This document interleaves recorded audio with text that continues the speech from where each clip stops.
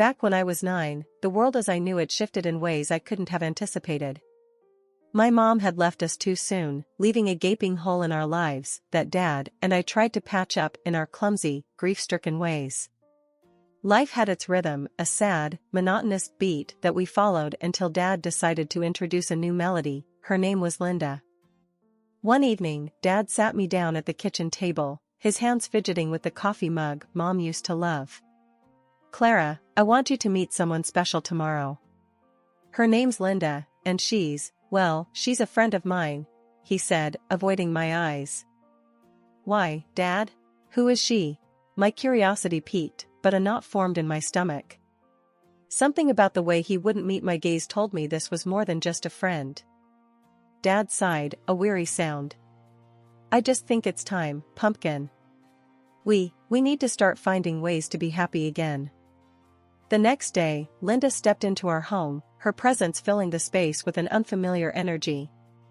She was all smiles and sweetness, extending a hand adorned with shiny rings. "Hello, Clara. I've heard so much about you," she said, her voice syrupy sweet. I shook her hand, feeling the coldness of her touch. "Hi," I muttered, eyeing her warily. As Dad showed her around, I trailed behind, watching as her gaze swept over our living room.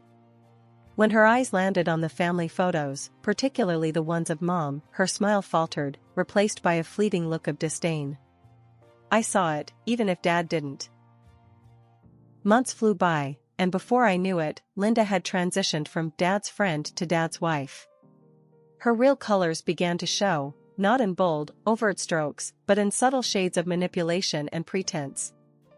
One night at dinner, Dad brought up the subject of my outgrown wardrobe. "Clara's been growing like a weed. We need to get her some new clothes for school," he mentioned casually. Linda jumped at the opportunity. "Oh, let me handle that. I love shopping, and I'll make sure Clara gets the best," she offered, her tone dripping with feigned enthusiasm.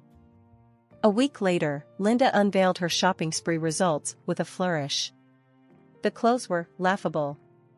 Everything was several sizes too big, hanging off my shoulders and pooling at my feet. "Look at this, darling. I got everything on sale, and she'll grow into them. It's perfect," Linda exclaimed, holding up a dress that could double as a tent. Dad beamed at her, proud and grateful. "Linda, that's brilliant. So thoughtful of you." I tried to protest. "But Dad, they're too big. I'll look silly." Linda cut me off, her voice laced with a honeyed tone that bordered on patronizing. "Oh, sweetie, it's better this way. Kids your age grow so fast. Plus, we're saving money for more important things." I felt my cheeks burn with humiliation. The next day at school was as bad as I feared. "Hey, Scarecrow, where's the rest of the barn?" The taunts rang out, each word a needle to my already bruised heart. I came home that day, my spirit as tattered as the oversized clothes I was drowning in. I tried to explain to Dad how the other kids were making fun of me, but Linda was always there, a step ahead, smoothing over the cracks with her sweet lies. "Oh, Clara, I'm sure they're just jealous. You look lovely, and remember, we're being smart about our choices," she said, her hand resting falsely on mine. Dad nodded, agreeing with her. "Linda's right, pumpkin. It's all about being smart." After the whole clothes fiasco, things didn't get any better. Linda, my stepmom, was playing her role to the hilt, fooling everyone with her act of kindness.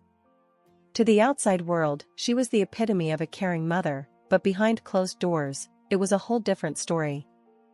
One evening, while Dad was late at work, Linda decided to help me with my homework. "Clara, let's get this math done, shall we?" she said, her voice dripping with fake sweetness. I wasn't keen on the idea, knowing well how her help usually turned out. "I've got it, Linda." "Really?" I replied, trying to keep my voice steady. "Nonsense," she insisted, pulling a chair up beside me. As she leaned over to see my workbook, her criticisms began. "Clara, dear, this is all wrong. How have you not grasped this yet? It's simple arithmetic." Her words stung, more so, because I knew my math was right. I double-checked it, Linda. It matches the examples in the textbook. I defended myself, my frustration growing. Linda tooted, shaking her head.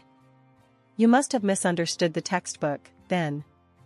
Here, let me show you the right way. She proceeded to correct my work, effectively making it all wrong. The next day, when my math teacher reviewed my homework, I got a lecture in front of the whole class about double-checking my work. Humiliated, I couldn't even explain that it wasn't my fault. That evening, I tried to tell Dad about it. Dad, Linda messed up my math homework on purpose, I said, hoping he'd see reason. Dad, tired from work, just sighed. Clara, Linda's trying to help you. Maybe you're not seeing her efforts. Then came the parent-teacher conference. Linda insisted on going with Dad. I want to be involved in Clara's education, she declared, playing the devoted stepmother part perfectly. At the conference, Linda was all charm, laughing and chatting with my teachers. We're so grateful for all your hard work with Clara. We know she can be a challenge, but we're all in this together, she said, laying it on thick. The worst part was the way Linda volunteered for every school event, painting herself as the martyr, taking on the burden of a stepchild with grace and love. It's the least I can do for poor Clara, she'd tell other parents, her voice laced with feigned concern. After all, she's been through so much with her mother's passing. And they bought it, hook, line, and sinker. Linda was the saint, and I was just the troubled kid, ungrateful for the love and care she showered on me. One evening, I decided I couldn't stomach another dinner acting like everything was okay. Linda had made some casserole, the kind she knew I didn't like, yet insisted I eat because it was her specialty. Clara, can you set the table, please? Dad asked as he walked into the kitchen, oblivious to the tension. I don't see why I should. Let Linda do it, I retorted, my voice sharper than I intended. Linda, feigning surprise and hurt, clasped her hands together. Oh, I just thought you'd like to help out, Clara. I made your favorite. I snorted, unable to contain my disdain. Since when is anything you make my favorite? Dad's face fell, a mix of disappointment and confusion. Clara, that's no way to speak to Linda. She's trying. Trying to make my life miserable, more like, I muttered under my breath, but loud enough for both of them to hear. The dinner that followed was a disaster. Each bite of the casserole tasted like defeat, and Linda's attempts at conversation felt like she was taunting me. After a few minutes of pushing food around my plate, I stood up, my chair scraping loudly against the floor. I'm not hungry, I announced, ready to escape the suffocating atmosphere. Before I could leave, Linda's voice stopped me. Clara, your attitude lately has been very concerning. Maybe it's time we implement more structured discipline. Dad, always the peacemaker, sighed. Clara, we just want what's best for you. What's best for me or for her? I challenged, gesturing towards Linda. Because it seems like you're only listening to her side of things. It ended with me being grounded, confined to my room with the only company being my thoughts and a growing resentment. Life with Linda turned every day into a battlefield, but the war escalated quickly after my open defiance at dinner. Every little slip-up, every minor mistake, was suddenly evidence of my rebellious nature or bad character. Linda had a knack for twisting things, making it seem like I was always at fault, and Dad just went along with it. One afternoon, after spilling a glass of juice in the kitchen, a simple accident that could happen to anyone, I braced myself for the inevitable.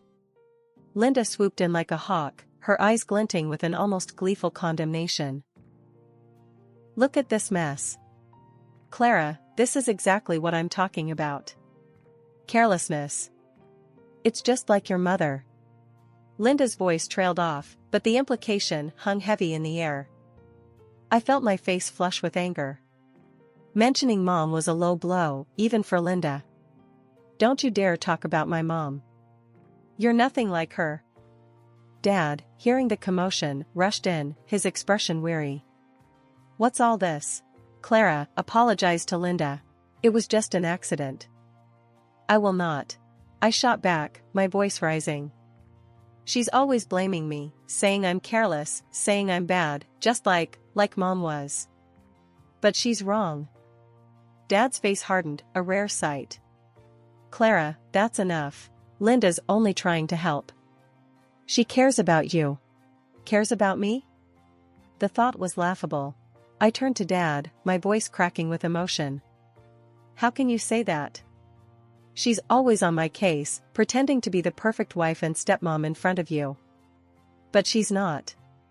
And you never listen to me. Later, when the house was quiet, and I had time to think, I realized the toll it was taking on me.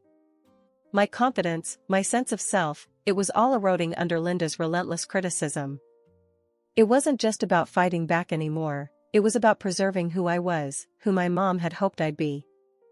Life at home had settled into a tense routine. I was getting better at dodging Linda's barbs, keeping my head down to avoid confrontation. Then, one ordinary, unremarkable Tuesday, everything changed. Dad didn't come down for breakfast, which was odd. He was always up before everyone, a habit from years of early morning starts at his job. I decided to check on him, thinking maybe he needed a sick day, something he never took. The moment I opened the door to their room, I knew. It was too quiet, the kind of silence that presses down on you, heavy with dread. Dad? My voice was barely a whisper, my feet rooted to the spot. He was there, lying so still, too still. Panic gripped me as I rushed to his side, my hands shaking as I reached out to him. Dad, please, I begged, the reality of the situation crashing down on me. Linda came in after, her scream piercing the thick veil of disbelief that had settled over me. The next few hours were a blur, ambulances, hushed voices, sympathetic looks. The verdict was a heart attack, sudden and without warning. Then came the funeral, a surreal procession of events that I moved through like a ghost. Linda was there, of course, playing the part of the grieving widow to perfection. Her tears were convincing, her sobs heart-wrenching. But to me, they sounded hollow, an echo of the genuine grief that weighed down my heart. I just can't believe he's gone, she wailed to anyone who would listen. He was my everything, and now I have to take care of Clara all on my own. How will I manage? Her words, meant to elicit sympathy, only fueled my anger. Manage? As if I was nothing more than a burden, a problem to be solved. I wanted to shout, to tell her to stop her charade, but I remained silent, my grief a heavy shackle around my heart. After the funeral, the house felt emptier than I ever thought possible. The silence was oppressive, a constant reminder of the void Dad's death had left in our lives. It was during one of these long, quiet afternoons that Linda decided to show her true colors once again. We were sitting in the living room, the air thick with unsaid things, when Linda turned to me, her eyes cold and calculating. Well, Clara, it's just us now, she began, her voice deceptively soft. And things are going to change around here. I stiffened, wary of her tone. What do you mean? Linda smiled, but it didn't reach her eyes. You see, with your father gone, I'm your guardian now. And that means I'm in charge of you, and your inheritance. My heart sank. I had almost forgotten about the money Dad left behind, too caught up in my grief to consider the implications. What about it? I asked, trying to keep my voice steady.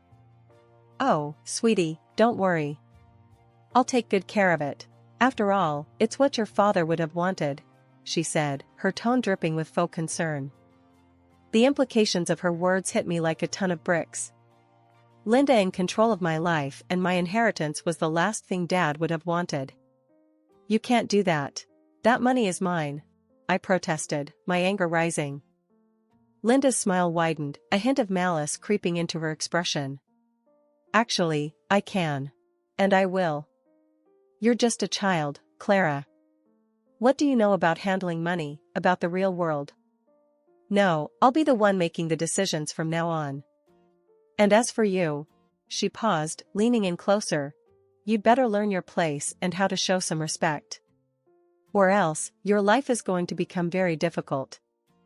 After the threats and the declaration of a twisted sort of guardianship from Linda, I knew I couldn't just sit back and let her run rampant over my life and my inheritance. It was time to fight back, but I needed an ally, someone who could help me navigate the legal and emotional battlefield I found myself in. That's when I thought of Aunt Sarah, Dad's sister. She'd always been kind to me, and I remembered Dad saying how much she'd helped him through tough times. I picked up the phone, my hands shaking as I dialed Aunt Sarah's number. It rang 3 times before she answered. Hello? Aunt Sarah, it's me, Clara. Clara, how are you, honey? I've been so worried about you. I took a deep breath, steadying my nerves. I'm not good, Aunt Sarah. I need your help. It's Linda. The words tumbled out in a rush, all my fears, my frustrations, and Linda's threats pouring out into the open. Aunt Sarah was silent for a moment, and when she spoke again, her voice was firm, determined. I had my suspicions about her, Clara. Your dad was blinded by grief. Tell me everything, and we'll figure out a plan. I spent the next hour talking to Aunt Sarah, telling her about the oversized clothes, the fake kindness that fooled everyone but me, and, most importantly, Linda's plans for my inheritance. By the time we hung up, a seed of hope had been planted. Aunt Sarah promised she'd look into how she could become my legal guardian and protect me from Linda's grasp. The next morning, Aunt Sarah arrived, her presence in the house like a beacon of hope. Linda eyed her warily, sensing a shift in the balance of power but not yet understanding its source. Aunt Sarah wasted no time. Linda, we need to talk. It's about Clara. Linda folded her arms, a fake smile plastered on her face. What about her? It's simple. You're not suited to be her guardian. I'm taking legal steps to assume guardianship of Clara. Linda's smile faltered, her eyes narrowing. You can't do that. I'm her stepmother. I have rights. I finally spoke up, my voice stronger than I felt. I want to live with Aunt Sarah. I don't want to be here with you anymore, Linda. Linda laughed at that, a harsh, grating sound that echoed mockingly in the living room. You think you've got a say in this, do you? You're just a kid. Your opinion doesn't matter here. That's when Aunt Sarah stepped in, her voice icy with resolve. Actually, it does. Clara is 14. According to the law, she's old enough to decide who she wants to live with. And she's chosen me. The day the court ruled in Aunt Sarah's favor was the first day of the rest of my life. I moved in with her immediately, leaving Linda and her manipulations behind. Aunt Sarah didn't just become my guardian, she became my mom in every way that mattered. She officially adopted me not long after, solidifying what we already knew to be true in our hearts.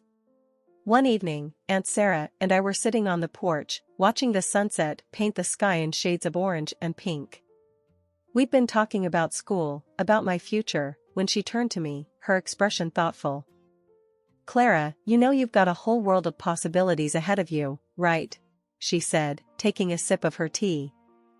I shrugged, the weight of the past few years making it hard to see too far into the future.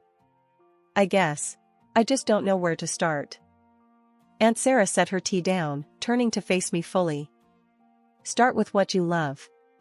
Remember, you've got your whole life to figure it out, but now's the time to explore, to try new things. Her words stirred something in me, a spark of ambition that Linda had almost smothered. I've always liked numbers, you know? Math, puzzles, that sort of thing, I admitted, feeling a bit shy about revealing my dream. Aunt Sarah's face lit up. That's fantastic, Clara. You know, there's a lot you can do with that. Accounting, engineering, economics, the sky's the limit. Economics, I repeated, the word feeling right. I like the sound of that.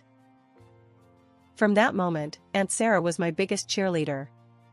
She helped me enroll in courses that would prepare me for a college degree in economics, supporting my dream with a zeal that was both encouraging and a bit overwhelming at times. The day I got accepted into college with a scholarship in economics, Aunt Sarah threw a little party, just the two of us, complete with a homemade banner and a cake that leaned slightly to the left. "Look at you, future economist in the making," she exclaimed, her eyes misty with proud tears. I laughed, hugging her tight. "I couldn't have done it without you, Aunt Sarah.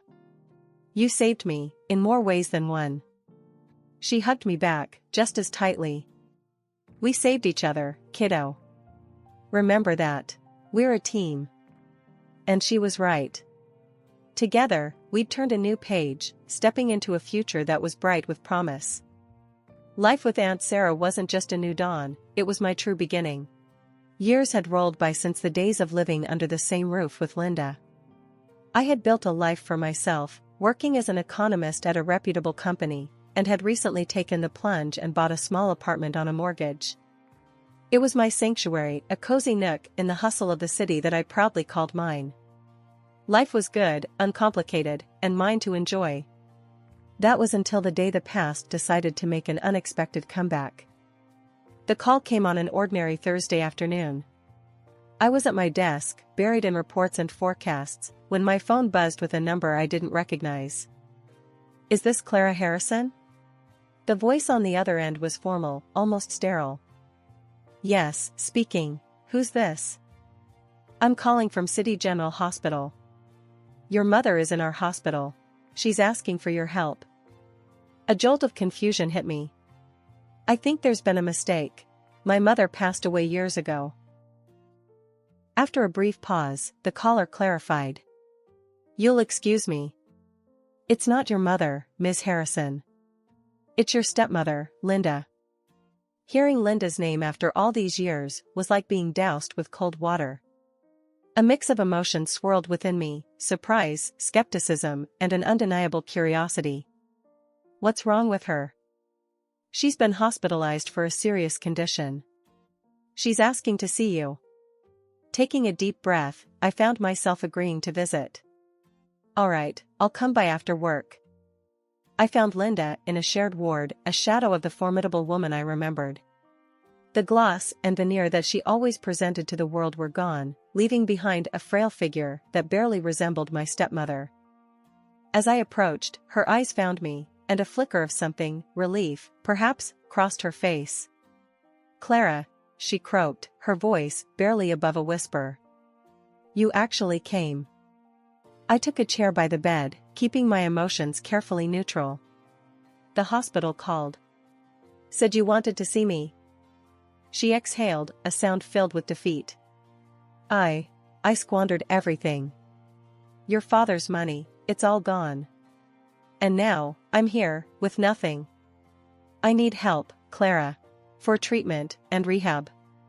Sitting there, in the cold, sterile light of the hospital room, a flood of memories washed over me. All those years under Linda's roof, the subtle jabs, the manipulation, the way she made me feel like an outsider in my own home, it all came crashing back. She was asking for help now, but back then, would she have lifted a finger for me? The answer was as clear as the disdain in her eyes whenever she looked at me. "I remember everything, Linda," I said, my voice steady, a reflection of the strength I'd forged from those years of strife. "All the times you could have helped me, but chose not to. Why should I help you now?" Linda's facade of vulnerability shattered in an instant, her eyes narrowing as her true colors bled through. "You ungrateful little brat," she hissed. "I took you in when I didn't have to. You owe me. I'm your mother, by law. You have to help me, or I'll sue you. I'll take every penny you've got." I couldn't help it, laughter bubbled up from within me, echoing off the sterile walls. The absurdity of her threat, the desperation, it was all too much. "Sue me? For what? Aunt Sarah adopted me, remember? Legally, you're nothing to me now. A stranger." The realization hit Linda like a physical blow, her face contorting in anger and disbelief. She launched into a tirade, a mix of threats and pleading, but her words no longer held any power over me. They were just the last, pathetic attempts of a woman who'd lost control. I looked at her, really looked at her, and saw nothing but a sad, broken figure, clinging to delusions of entitlement. "I'm not your daughter, Linda. Not by blood, and certainly not by law. You made sure of that a long time ago. Turning on my heel, I left the room, her shouts of rage and despair fading with each step I took. The weight of the past, the burden of her presence in my life, it all seemed to lift, leaving a clear path ahead. Outside, the world seemed brighter, the air fresher. I took a deep breath, savoring the freedom, the closure. Linda was my past, a chapter finally closed, and I was the author of my future, writing my story one step at a time on my